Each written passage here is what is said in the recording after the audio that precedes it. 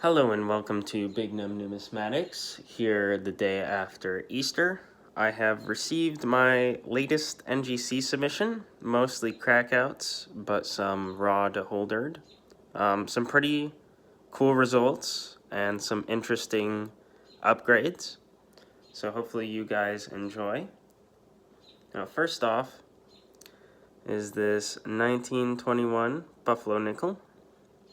For those who watched the last video, this came back PCGS environmental damage. The coin is like really nice, but it does have the unfortunate smear of brown and lots of spots. But like without that, you'd be pretty hard pressed not to see it in a 6 holder. But you can't just like ignore the giant brown and spots and however.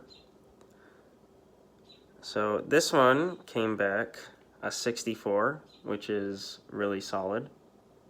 It's about like a $400 or $500 coin from, you know, maybe like a 200. So pretty neat. Unfortunate, couldn't get it done at PCGS the first time.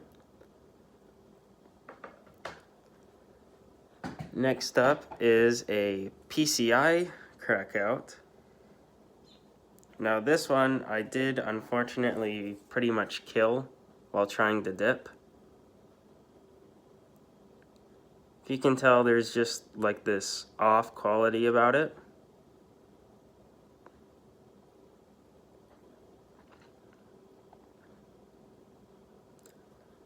So it was in a 65 full bands holder, 95% white, and that 5% that wasn't white was pretty nasty, but I thought I could remove it without any side effects, I guess.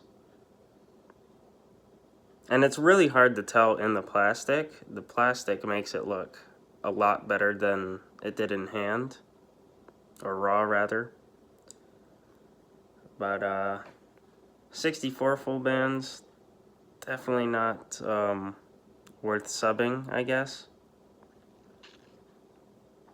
I won't really lose any money because I paid ridiculously cheap for this one, but that's more of a make sure you can get the toning off of a PCI toner before you crack it out.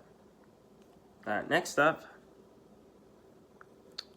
the 1938D MS65 full bands.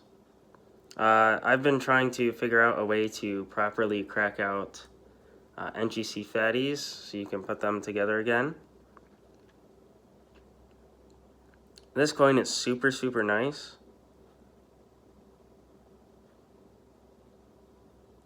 Great luster. The toning, some of you probably don't like,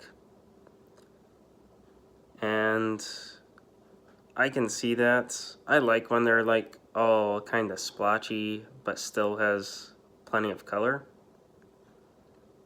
I think it gives the coin some character. But this one came back a 6. Super nice. Someone will be very happy with that one. Next up is another NGC Fatty 5.0.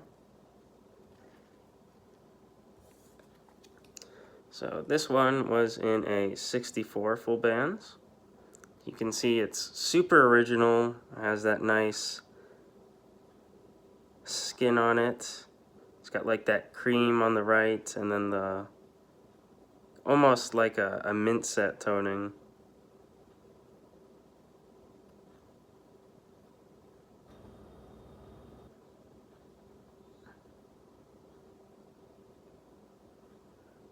But super original.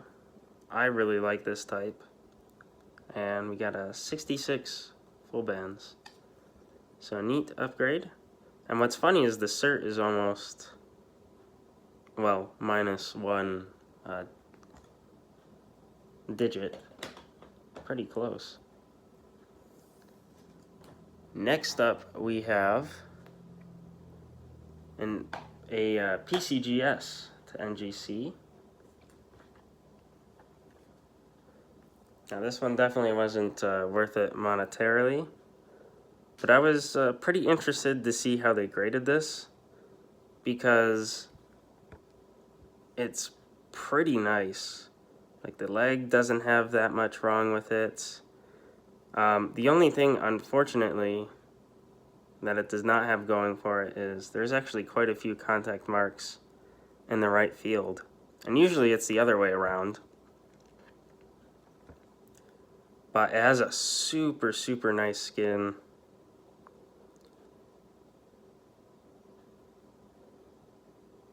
Oh, forgot the reverse. And like, this is a look that if the field didn't have any contact marks, I would be thinking a 7. But we got a 65, which is about in line. I was thinking a 6.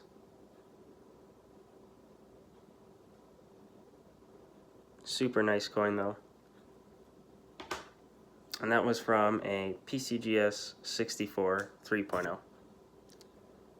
Next up is a raw coin. It's a 27D peace dollar. Now, I bought this raw as an AU58. It was like $150, $200. And it was kind of PVC'd. The great thing about the toning is it does hide a lot of the contact marks and few hairlines here and there. So it's a really attractive coin given the grade. Got that spotty toning. Super, super lustrous. And I believe there are some 27Ds in like a sort of PL look. I think I've seen a few in like star holders. But this one came back 62. Pretty nice. This is about a $400 coin. It certainly doesn't feel like, you know, you're sacrificing quality. It's just like a 62, not like a netted, gross, dipped out type. And this one was the most interesting to me. This is an ANACS 66 1879 S Morgan. Super lustrous, really clean cheek. That tiny brown spot to the right. And overall, just, you know, a really solid Morgan. I thought this would just flat 7, but it ended up in a 7+ holder. And I had a video a long time ago now, 6, 7, 8 months, probably longer than that. But in the video, I described how I don't think many people should submit to ANACS because they're a lot more accurate than what the market perceives. And so you get a lot less money even when they're accurately graded than versus NGC or PCGS.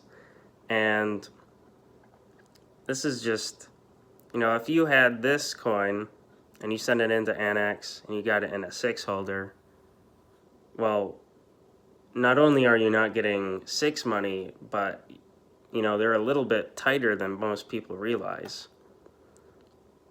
So buying ANACS is a great idea. I love the coins.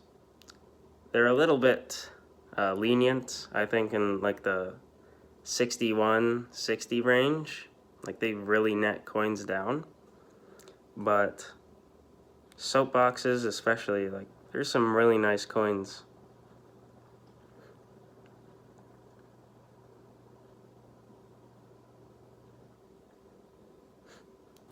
So thank you for watching. Probably the most fun was this Buffalo nickel. Because, I mean, it's a really, really nice coin. It's just, cannot get that brown off for the life of me. So thank you for watching. Hope you enjoyed, and have a great day.